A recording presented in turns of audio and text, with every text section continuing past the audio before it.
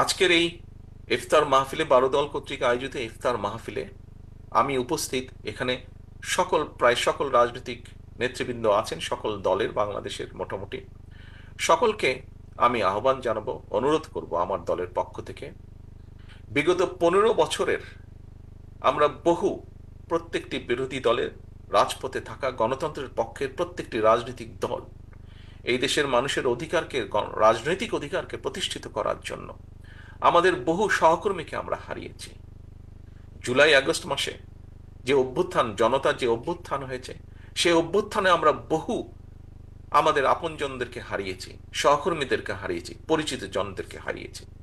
আসুন, যেই ঐক্য নিয়ে যেই ঐক্যকে যেই ঐক্যকে নিয়ে আমরা স্বৈরাচারকে বিদায় করেছিলাম, সেই ঐক্যকে আমরা ধরে রাখি।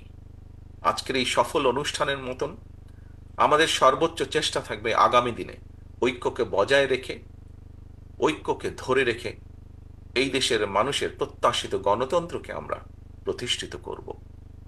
এই দেশের মানুষের প্রত্যাশিত সংস্কার প্রক্রিয়াকে আমরা সকলে মিলে আলোচনার মাধ্যমে সকলে মিলে বাস্তবায়ন করব। এটিই হোক আজকের এই দোয়া মাহফিলের আমাদের শপথ, আমাদের প্রত্যাশা।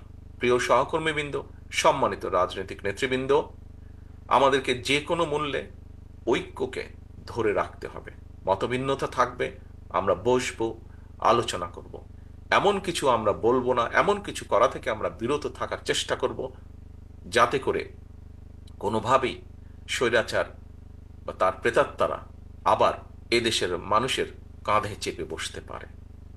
এই হোক আমাদের প্রত্যাশা, এই হোক আমাদের শপথ আজকের এই দোয়া মাহফিল, আজকের এই ইফতার মাহফিলে।